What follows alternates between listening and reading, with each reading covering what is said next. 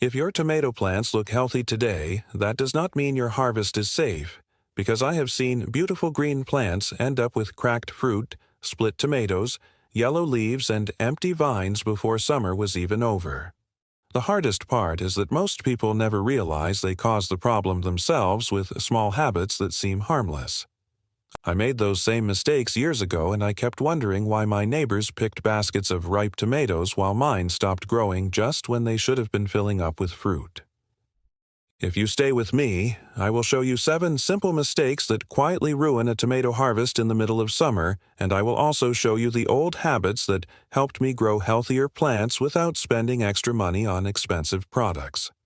I am not talking about complicated gardening tricks because I never liked making gardening harder than it needs to be.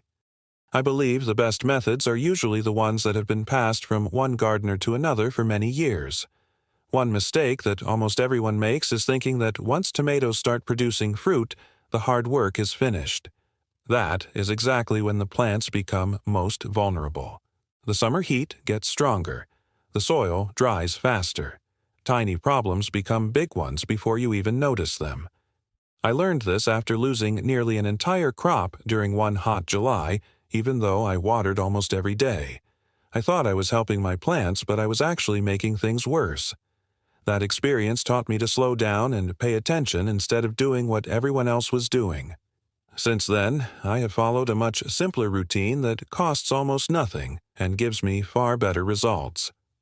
Over the next few minutes, I want to walk you through every mistake one by one so you can avoid the disappointment that so many gardeners feel at the end of the season. Some of these mistakes are easy to fix in just a few minutes, and one of them surprises almost everyone because it looks like the right thing to do, even though it quietly steals the biggest tomatoes from your garden. That is the first lesson I wish someone had shared with me many years ago. The first mistake I want to talk about is one that almost everyone makes without even thinking about it. They water their tomatoes a little every day because it feels like the kind thing to do. I understand why, because I did exactly the same for years. Every evening I would grab the hose, give each plant a quick drink, and walk away feeling satisfied. The problem was hiding below the surface where I could not see it. Those short watering sessions encourage the roots to stay close to the top of the soil where the heat dries everything out in just a few hours. Then the next hot afternoon, the plants would already be struggling again. The leaves curled, the flowers dropped, and the tomatoes started cracking because the moisture level kept changing too quickly. An older gardener showed me something that completely changed the way I grow tomatoes. He told me to water less often, but much more deeply. At first I thought he was wrong because the soil looked dry on top. Then he pushed his hand a few inches into the ground and showed me that the deeper soil was still holding moisture. That simple lesson stayed with me. Now I water slowly so the moisture reaches far below the surface where the stronger roots are growing. Instead of training the plant to depend on daily watering, I encourage it to search deeper for water. After only a couple of weeks, I noticed thicker stems, darker leaves, and plants that stayed healthy even during the hottest afternoons. Very few people take the time to water this way because it requires a little patience, but the reward is much bigger than most people expect. Another mistake happens right after watering. Many gardeners leave the soil completely bare because it looks neat and clean. I used to think the same until I realized the sun was stealing my moisture every single day. A simple layer of straw-dry grass or shredded leaves changed everything. The soil stayed cooler, the water lasted much longer, and I spent less time carrying watering cans around the garden. It saved both time and money while helping the tomatoes grow more steadily. Most people never connect these simple habits with the quality of their harvest, but they are closely linked. Before we move to the next mistake, I want to show you something that looks perfectly healthy on a tomato plant, but quietly steals energy from the fruit long before anyone notices it. The next mistake is one that fools a lot of gardeners because the plant still looks green and strong from a distance. I am talking about letting too many leaves and small shoots grow without paying attention to what they are taking away from the fruit. Years ago, I believed that more leaves meant more tomatoes. It sounded logical, and I never questioned it. Then an older friend walked into my garden, looked at my plants for less than a minute and smiled. He told me my tomatoes were spending too much energy growing leaves instead of filling fruit. I did not believe him until he showed me exactly what he meant. He pointed to the small shoots growing where the main stem met the side branches. Those little shoots looked harmless, but they kept growing larger every week. They produced more stems, more leaves, and more shade inside the plant. The tomatoes hidden under that thick cover stayed smaller and took much longer to ripen. Since that day, I started checking my plants every few days. I remove the small suckers while they are still easy to pinch off with my fingers. I never remove too many leaves at one time because the plant still needs them to protect the fruit from the strong summer sun. I simply open the middle of the plant enough to let fresh air move through and allow sunlight to reach the tomatoes. It only takes a few minutes, but the difference becomes obvious later in the season. The plants dry faster after rain, the risk of disease becomes lower, and the fruit develops more evenly. Very few people do this regularly because they wait until the plant becomes a tangled mess. By then, the job is much harder and the plant has already wasted a lot of energy. Another old habit I still follow is removing the yellow leaves near the bottom of the plant as soon as they appear. Those leaves rarely become healthy again, and they often stay close to damp soil where problems usually begin. Taking them off helps improve airflow without costing the plant much energy. This is one of those simple jobs that costs nothing and often saves a harvest later in the summer. Most gardeners are surprised by how much healthier their tomatoes look after such a small change. But there is another mistake that is even more common because almost everyone believes they are feeding their tomatoes correctly while they are actually slowing down the ripening process without realizing it. The fourth mistake is one that often starts with good intentions, because everyone wants to give their tomatoes more food once the plants are covered with fruit. I used to think that the more fertilizer I added, the more tomatoes I would harvest. Instead, I ended up with huge green plants that looked impressive from a distance but produced fewer ripe tomatoes than I expected. An older gardener asked me a simple question that changed the way I feed every tomato plant. He said, "Are you trying to grow leaves, or are you trying to grow tomatoes?" I never forgot those words. During the middle of summer, the plant has different needs than it did when it was young. If you keep giving it too much nitrogen, it keeps pushing out fresh green growth instead of putting its energy into the fruit that is already there. That is why I stopped chasing dark green leaves once the first tomatoes begin to develop. Instead, I focus on keeping the plant healthy with steady care rather than trying to force fast growth. One old method that has worked well for me is adding a little finished compost around the base of each plant. It breaks down slowly and feeds the soil instead of shocking the plant with a heavy dose of fertilizer. Sometimes I also use a small amount of wood ash from clean untreated firewood because it has long been used carefully by gardeners as a source of potassium. I never use too much because moderation is important and every garden is different. The goal is not to flood the soil with nutrients but to keep the plant balanced through the hottest weeks of summer. Very few people think about balance because they are always looking for a stronger product or a faster result. Most of the time, the simple approach works better. Another habit that has saved many of my tomatoes is checking the fruit every morning instead of waiting until the weekend. A tomato that is almost ripe can split after one heavy rain or become damaged by insects before you notice it. Picking fruit as soon as it reaches the mature stage encourages the plant to keep producing instead of slowing down. It also reduces the chance of losing beautiful tomatoes that were only a day away from your kitchen table. These small routines may not seem exciting, but together they make a remarkable difference by the end of the season. There is still one mistake that quietly ruins thousands of tomato plants every summer because it hides in plain sight, and most gardeners do not recognize it until the damage has already begun.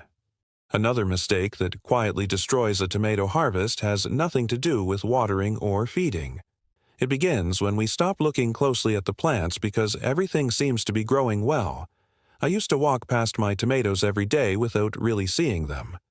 Then, one summer, I noticed a few curled leaves near the top of one plant. I ignored them because the rest of the plant looked healthy. A week later, I found tiny insects hiding under the leaves and a few damaged fruits that should have been perfect. That was when I learned that small problems are much easier to solve than big ones. Since then, I spend just a few minutes every morning looking at each plant before the day gets busy. I lift a few leaves and check both sides. I look at the stems, and I pay attention to any change in color or shape. Most people never do this because they think it takes too much time, but it actually saves time later. Finding a few insects early is much easier than fighting a large infestation after it spreads through the whole garden. Another old habit I learned many years ago is to keep the garden clean without trying to make it look perfect. If I find damaged fruit lying on the ground, I remove it. If I see dead leaves around the base of the plant, I clear them away. Those small pieces can attract pests and hold unnecessary moisture close to the plant. A tidy growing area also improves air movement, which helps the leaves dry more quickly after rain or heavy morning dew. One thing that surprises many people is that healthy-looking tomatoes can still suffer when they are carrying too many fruits at once. I know it feels wrong to remove a few small tomatoes, but sometimes I gently thin crowded clusters so the remaining fruit has more room and receives more of the plant's energy. I do not remove many, and I only do it when the plant is heavily loaded. The result is fewer small tomatoes and more large, flavorful ones that ripen evenly. Very few gardeners are willing to sacrifice a little today for a much better harvest tomorrow, but that simple decision often makes a remarkable difference. There is one final mistake that ties everything together, because even if you avoid all the others, this one can still reduce your harvest just before the tomatoes reach their best flavor, and that is exactly where I want to finish this story. The sixth mistake is one that I almost never hear people talk about, even though it can decide whether your tomatoes finish the season strong or slowly fade away before the last fruits ripen. Many gardeners stop paying attention once they begin harvesting. They pick a few tomatoes every few days and assume the plants will take care of themselves until autumn. That is exactly when steady care matters the most. I learned many years ago that a tomato plant never really stops working while it is still producing fruit. Every new tomato asks the plant for water, nutrients, and energy.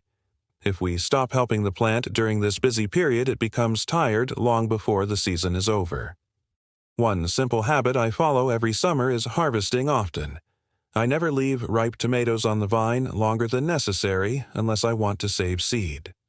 The longer fully ripe fruit stays on the plant, the more the plant believes its job is finished. Regular harvesting encourages it to keep producing flowers and developing new fruit. It is such an easy habit, yet very few people stay consistent with it. Another thing I always watch is the weather. If a long period of heavy rain is coming and I have tomatoes that are almost fully colored, I pick them a little early and let them finish ripening indoors. They taste wonderful, and I avoid losing them to splitting after the rain. That one small decision has saved countless tomatoes over the years. I also continue tying or supporting heavy branches because the weight of ripening fruit increases every week. A branch that breaks in late summer does not usually recover, and all the tomatoes on it are often lost. It only takes a minute to add another soft tie or adjust a support, but it protects weeks of growing. One old gardener once told me that tomatoes reward people who visit them often instead of people who work hard only once in a while. I have found that to be true every season. 5 quiet minutes each morning usually teaches me more than an hour of fixing problems later. By now, you have seen how small mistakes can slowly reduce a harvest even when the plants appear healthy. There is only one final lesson left, and it may be the most important, because it is not about a single gardening trick. It is about a simple way of thinking that can change every tomato season from this year forward. If there is one thing I hope you remember after watching this video, it is that a great tomato harvest is usually built from small habits instead of expensive products. I have learned that lesson over many seasons, and sometimes through disappointing harvests that could have been avoided with just a little more patience.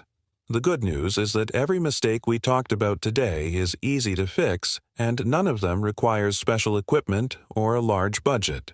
Water deeply instead of often. Keep the soil covered so it stays cool and moist. Remove only the growth that steals energy from the fruit. Feed the plants with balance instead of trying to force fast growth.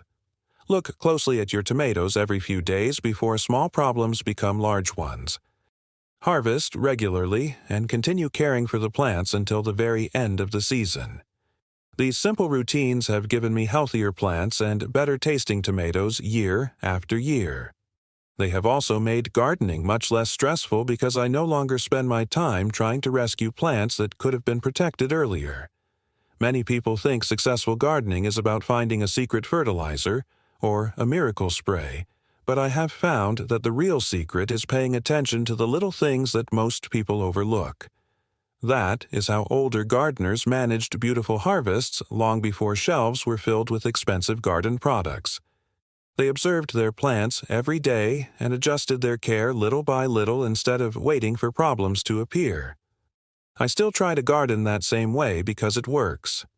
If even one of these simple ideas helps you save part of your harvest this summer, then sharing my experience has been worth it.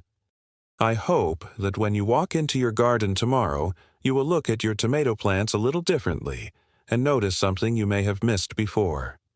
Small changes made today can give you baskets of ripe tomatoes only a few weeks from now. Thank you for spending this time with me, and I truly appreciate every minute you chose to be here. In the next video, I want to share another old gardening habit that many people have forgotten, but it can help tomato plants continue producing long after most gardens begin slowing down. I think it may surprise you just as much as it surprised me the first time I learned it, and I hope you will join me for that conversation.